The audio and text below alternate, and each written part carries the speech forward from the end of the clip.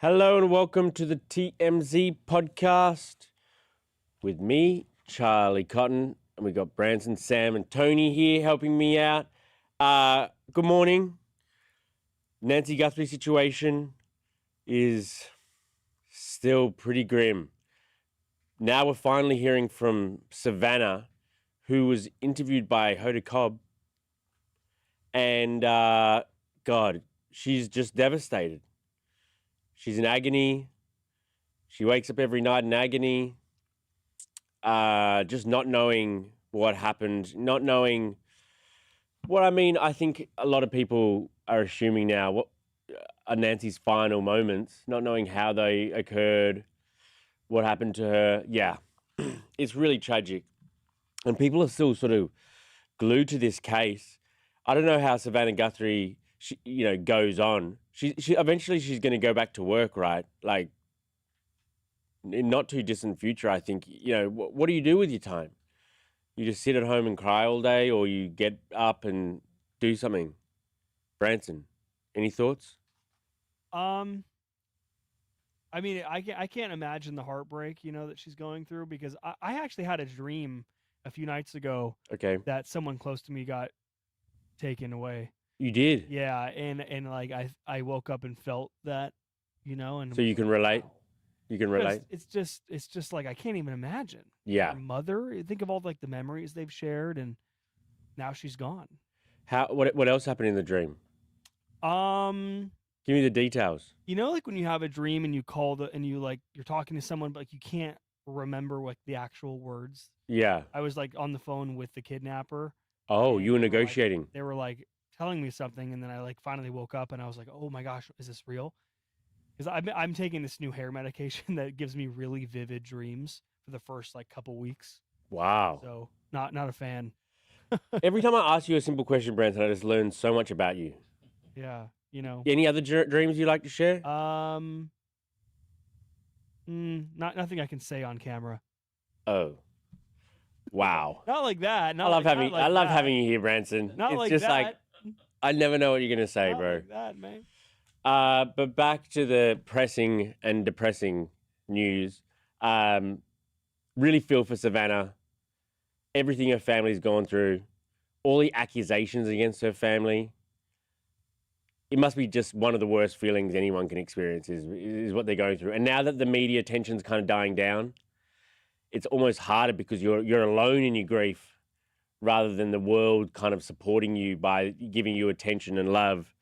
But yeah, I mean, her giving this interview is trying to keep the story alive, and it is keeping the story alive, but to what ends? Her doing this tells me that she's almost like a last gasp type, like, please, anyone. And then what else can you do? What else can you do? And I think, she'll go back to work sometime, and that'll be really interesting, but really challenging for her, obviously. One thing too, when grief happens, is that like this is all happening. It's such a big case. Everyone's focused on it. Mm, The hardest part of grieving in this way is when people stop focusing on totally. it. Yeah. And then you start to feel this guilt inside of you that's like overwhelming a little more about you feel like you're giving up on them.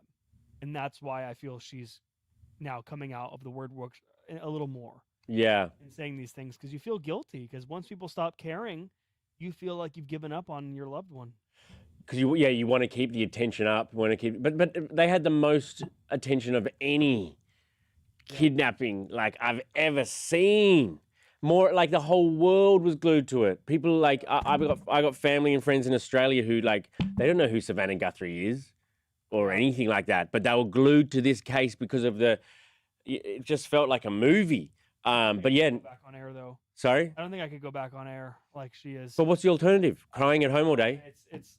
I would need a lot more time. I mean, we don't know when she's going back on, but still, that'd be really hard. I think I'd need less time. I mean, no one knows how you're going to react in a situation like this, but I'd want to keep my mind distracted and doing anything I can to keep my mind distracted, and working is a good way to do that.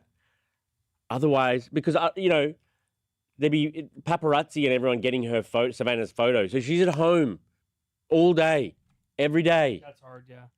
thinking about her mum, wondering, not knowing. Do you think we'll ever solve this? It looks. I hope so, but I think like they will. I mean, they've solved way harder cases. It just takes years. it just takes a little break in the case. Yeah. Like she's right when she goes, someone out there knows something. Of course, someone out there knows something, and you know, one day someone might slip and say something at a bar to someone else. Kind of Or- like, have you seen the Netflix true crime documentary about the Cecil Hotel? Yes, all the crazy stuff that happened at that hotel downtown LA, right? Yeah, and then they found the woman in the tank on the top of the Yeah. hotel. That kind of reminds me of that situation where they eventually figure it out. When you watch it, like things go cold for a while, and then somebody slips up or someone has an idea out of nowhere. Oh, we should check the septic tank or whatever it is. Like that was because a maintenance guy checked it. So if Nancy's out there, Yeah. take that one person walking by. Yeah, I agree. I mean, I wouldn't rule out as well that, yeah, we'd one day solve it, but it's going to be so hard while it's cold and not knowing if it'll not stay cold or what.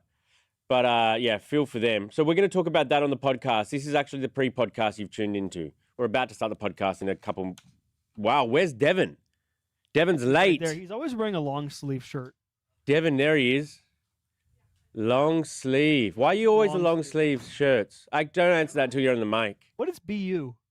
Baylor University. Is that your university? No, my best friend coaches there now. Oh, My best friend's a coach, and so like every school he goes to, like I have like every college because coaches I hate how squeaky this chair is, by the way. Very squeaky. That's a sweet long sleeve though. Looks Yeah, no, I love it. You still It do the- fits me well. You do the best friend like thing, like He's like my best friend from college. I just feel like something little girls, you know, best. Oh. Like, you're my What, best. do you friend. not have any friends? Like I I'm do. starting to be a little concerned about you. Like I don't know about any of your friends from Australia, and I'm starting to think that like, did you not have any friends there? I mean, I was a And bit you of a came- nomad. That's why you came here. Nomad. I've always been a Because nomad. you had no friends. I've always been acquaintances with everybody. Like Most- you think it's weird that I'm as an adult and have a family, but also spend time with my friends. I do find it that's weird. Normal, You do spend way too much time with your friends. not as much as I used to, for sure. Yeah, you got a baby. All right. What are we doing? So we'll start with Savannah Guthrie. We'll move on to Young Miami, and we'll chuck in Usher there as well. Okay. And I think we'll finish with the Taylor Frankie Paul update. Which is this a big update or what? It seems like a big update. I've been in my meeting. NBC News got this. Oh yeah, someone brought this up. I mean, yeah, that's a big update. Yeah. It's another investigation. Yeah, it's crazy. All right then, let's get started. I never noticed that tattoo. Velvet Heist, bro. You don't know about Velvet Is Heist? this your band? This is my a cappella duo. Did you guys do well? No, we were driving back from Mexico and we formed an a cappella duo. We stopped off at the tat shop on the way back, and then I dropped him at the airport, New Zealand. We honestly haven't spoken since. So yeah, because you don't have friends. Yeah, You yeah. Is this seriously person don't have friends. imaginary by any chance? Nah, shout out to Rory from New Oh, Zealand. nice. Rory. Definitely not watching. Haven't spoken in about. Oh, Tracy 8 said, years. "I'll be your friend, Charlie." There Thank you. go. I got plenty of friends, honestly. I got too many Someone friends. else asked why you always wear worn-out, dirty-looking shirts. Just my vibe, bro. Yeah. Someone All said right. you're also They're here to cheaper. make new friends. Someone gave this to me for free at the airport. Oh, really? That's a Yeah. No, it's true. the homeless brand man on was- the Turnpike. The brand was called Saints of Sins, but it's since gone under. He But he took it off gave- his own back. So once you started wearing it, the brand went on. Pretty much. All right, let's get started. You guys good? Yeah. All right, here we go. 3, 2, 1.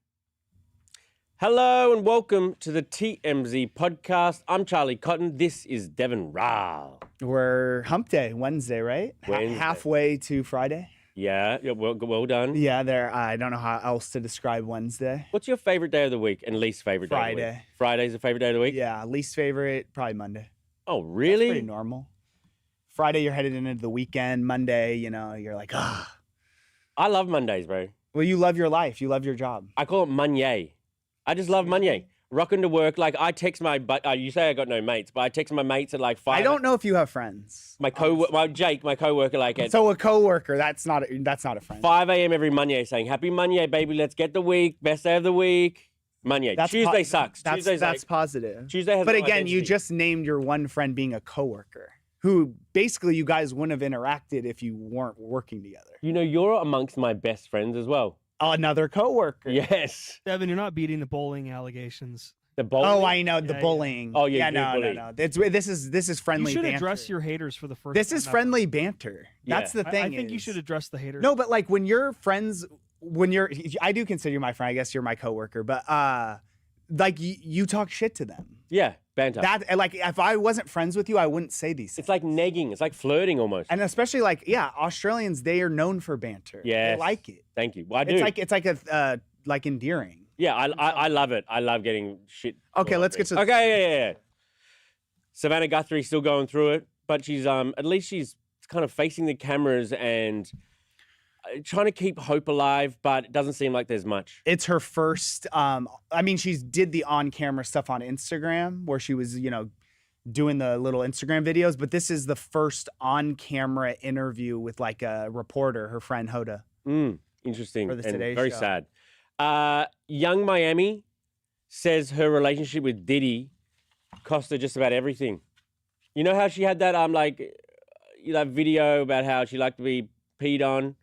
Yeah, didn't she say she regretted saying that? Yeah. Was she joking or not joking? I rewatched it, definitely not joking. Anyway, her relationship with Diddy cost her a lot. Yeah, pretty much anyone tied to Diddy, I would say, if they defended him in any way, probably Tied to Diddy literally or figuratively? figuratively. Okay. And finally, we'll give you what I think is a pretty big Taylor Frankie Paul update. Might have led the show with it if it hadn't just come out. Should we reveal it at the end? She's under a new investigation. Another one. She's got a lot going on, man. She's got a lot going on. We're live on YouTube. Thanks for joining us. Leave your comments. And also, if you're on Apple or Spotify or somewhere like that, Hit God, that subscribe. hit that subscribe. God, we love you. Please. Send your friends it. Tell them to subscribe. If you have friends. If you have friends, hopefully more than Charlie Cotton does. Okay. Opening story. Savannah Guthrie broke down in tears on her first interview since her mum's kidnapping. She sat down with Hoda on NBC. Who's the one who's been stepping in for her, right? Right. On the Today Show. And here's what she had to say. Someone needs to do the right thing. We are in agony. Yeah. We are in agony. It is unbearable. And to think of what she went through. I wake up every night, in the middle of the night, every night. And in the darkness, I imagine her terror, and it is unthinkable. But those thoughts demand to be thought. Yeah. And I will not hide my face.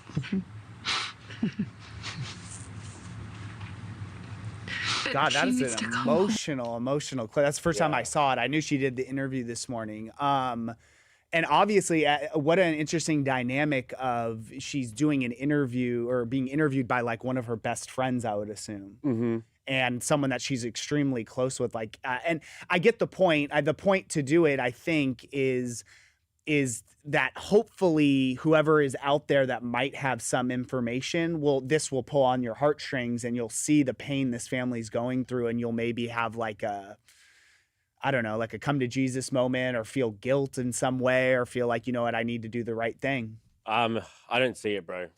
If it hasn't pulled on your heartstrings already, then you don't even have any strings. You know what I mean? Yeah. Like the guy who's out there, there are people who know what happened, I'm not right? even saying the person who did it, Right. but someone who just knows. I know, but who did it. that person's probably known for a while and like haven't said anything yet. I mean, I just really feel for it because it must feel, futile. Like, but what else do? You try to keep the story alive.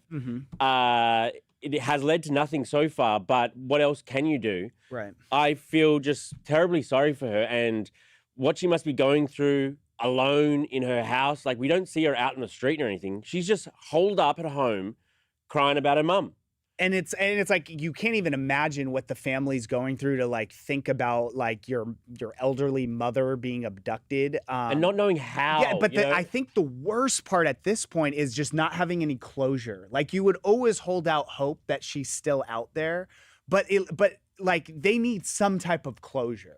Even if for the unfortunate circumstance that they end up finding out she's not still alive, like you would want that closure to know, like to at least be like she's not out there suffering, or to get some justice for whoever did this. Like you would need, like, how would you go on living your life until you got that? It'd be very tough. hard. But I mean, it'll be interesting to see when she comes back to work. I mean, judging by this interview, I know there's been reports out there that she's like eyeing a return to the Today Show, which I've heard is complete BS. Oh, you have? That there's no timetable. And judging by this, like, how could she go back to work and like report on the news? Yeah, she's in no state way to be doing some home cooking segment. And it's also not exactly like she needs the money. No. But also, does she need the distraction? I think what will get her back to work first, is needing your mental distraction. A little more normalcy, so, like you're focused on something other than this. Otherwise, you're just literally sitting at home, looking at the wall, being depressed. Yeah. You need something to else to focus on, as hard as it is. But man, just really feel for her, and I hope they get some answers. Yeah. Young Miami said her relationship with Diddy cost her a hell of a lot, and it's not hard to see why. Like, she gave a kind of what I think is an unfortunate interview before all the Diddy stuff came out, right? Do you remember that interview where she said she liked being peed on? And that was before he got indicted, right? And arrested, and they raided his house. And it was like kind of like a funny, like, oh, wow, he's kind of freaky like that. And then everything comes out and you're like, whoa. Right. And then she couldn't get away from that story then, and her link to Diddy, especially in such a weird way. She was dating him. She was dating him at the time, and sort of like the sexy stuff she had described sounded like... So you're into that kind of thing, huh? Sexy stuff? Well, I don't find it particularly sexy. Well, you just called it sexy stuff. Well, she's described, from her perspective, it's sexy. Okay. From my perspective, it's gross. Oh, so now you're kink shaming. I think it's gross. I'm bringing my perspective. Okay. I think I would never like to. Do we have the clip of her talking about? Okay, well, so this is the clip of her talking about everything now. She was on Breakfast Club. Did being tied to the Diddy situation impact your brand in any way? It did. Really? It did. Bad. Like, I'm not talking about just social media shit. No. I'm talking about in real life. It did. Like what? It was a lot. Like, I lost deals, I lost money, I lost relationships, I lost a lot. And, you know, here I am. Wow. Where's she from? I like her accent. Miami? Yeah, I like. I would assume. True. I would assume. I would assume too. See, so I mean that makes sense though, because when all that was coming out, if you were in any way attached to Diddy, who was going to be giving you a deal? Who's going to be like saying, "Oh, come play my festival"? It definitely would hurt business. And the unfortunate thing is, and I think she said this before, is that she only had positive experiences with him, which I don't know if that's truthful or not, but it's like, you know, maybe I run into someone and am friendly with someone and have nothing but positive experiences, but then in the shadows, they do a lot of really dark stuff. And like, I had no idea. But do you judge them for the shadows? Or you judge them for who sure. You see? I mean, I'm saying once that stuff comes out, you obviously would distance yourself. But how is that your fault if you didn't know what was going on? That's true. But I mean, it's interesting that Young Miami and then also Usher. So in a couple days, both Usher and Young Miami, they don't defend Diddy, but they say, I'm not going to say anything bad about him. My experiences were positive. It's interesting that those two have both come out in a few days. It's almost like a campaign. Yeah, I mean, I don't know. I guess Usher's known Diddy since he was a teenager. It's just hard to say because it's like you think, you know, someone like Usher or Young Miami, they're the closest people to Diddy. So you saw all the really dark stuff and how he treated people come out in the trial. And it's hard for, I guess, us to say, like, how did you guys not know any of that was going on? Like, come on. Like, either you saw some of this or you just turned a blind eye.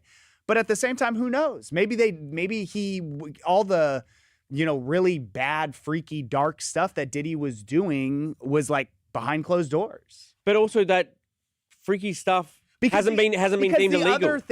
The other thing that was became a narrative was like, oh, if you were at a Diddy party, you're complicit with this, or you saw all this. But the gist of it was that all this stuff wasn't actually happening at the parties. They were like in hotel rooms with like his girlfriend and prostitutes. Right. And sex workers. Yeah. So it wasn't like this was going on at Diddy parties. We thought it was going on at the white parties. All the celebrities. No. That wasn't where this was happening. I wonder if Diddy's going to get out, before his time.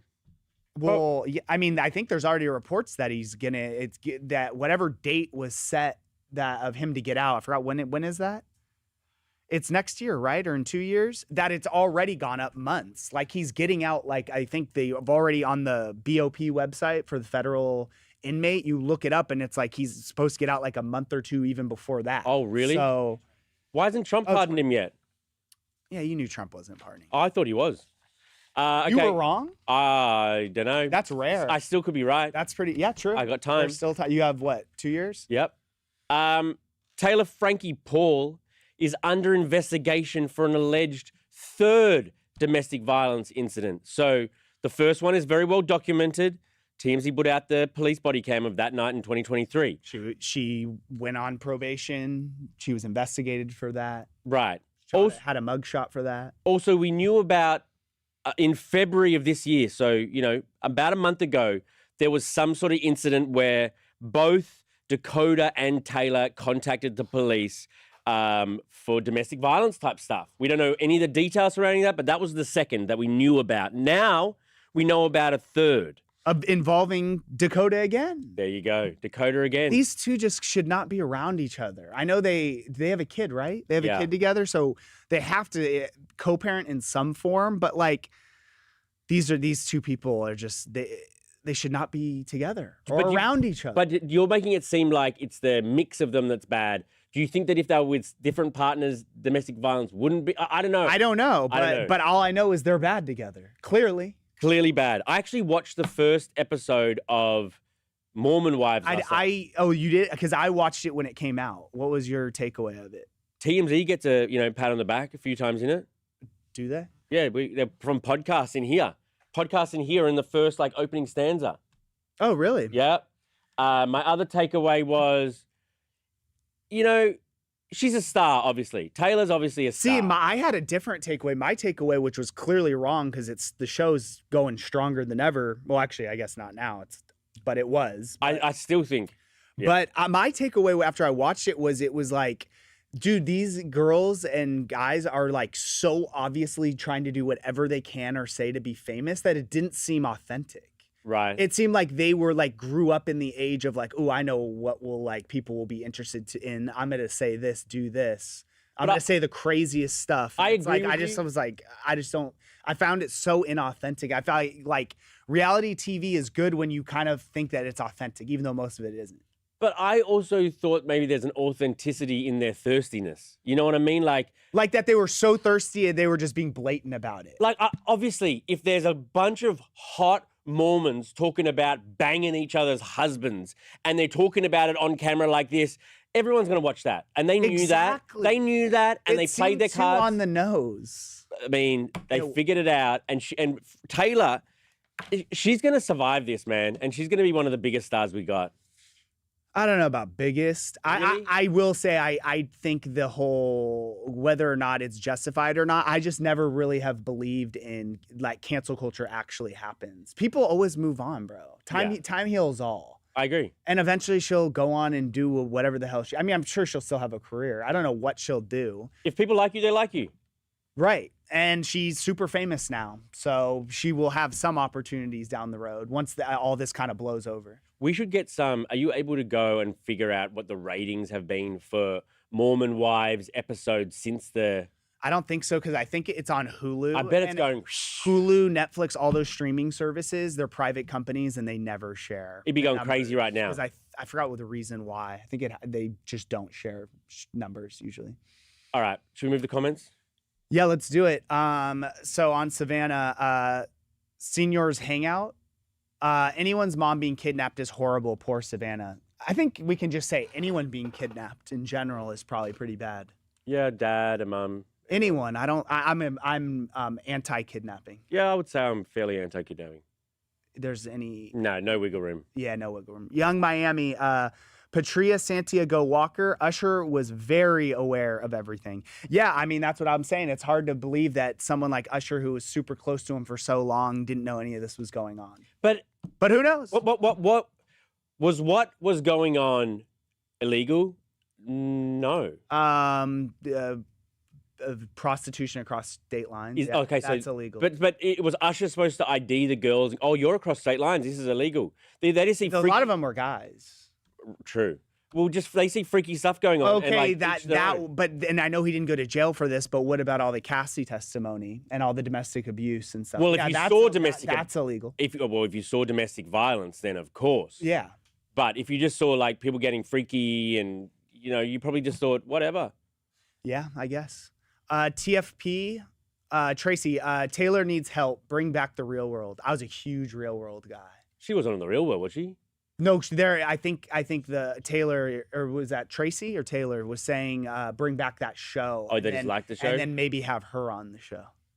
Yeah. I loved the show growing up. It was one of my favorites. When things start getting real. Start getting real, yeah. Yeah, I like that show too. I think I've talked about this before. I was almost on that show. Really? Yeah. Not almost. I won't go that far, but they reached out to me. When? When I was in college. Which Real World?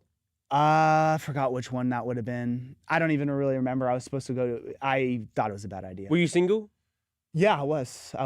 Did you say no, or did they say no in the end? I just never, as most things in my life, I just never followed up.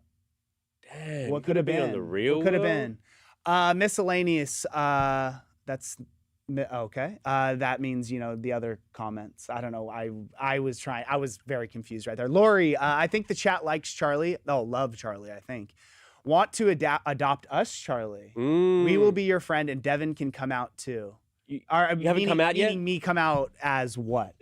Or I can come out and hang. I love the chat, bro. I love the chat. I'm cool with the chat too. The chat does think you bully. The chat thinks you bully. But it's banter, bro. You go a little hard sometimes. It hurts my feelings. That's just a lie. It does, bro. You don't know what goes on. Like when I get into my car, a lot of people think I sleep. I actually cry. When's the last time you cried? I'm trying to think. I think it was kind of recently because I was thinking about this question. I like the question, when's the last time you cried in front of someone? That's always a good question. When's the last time you cried in front of someone else?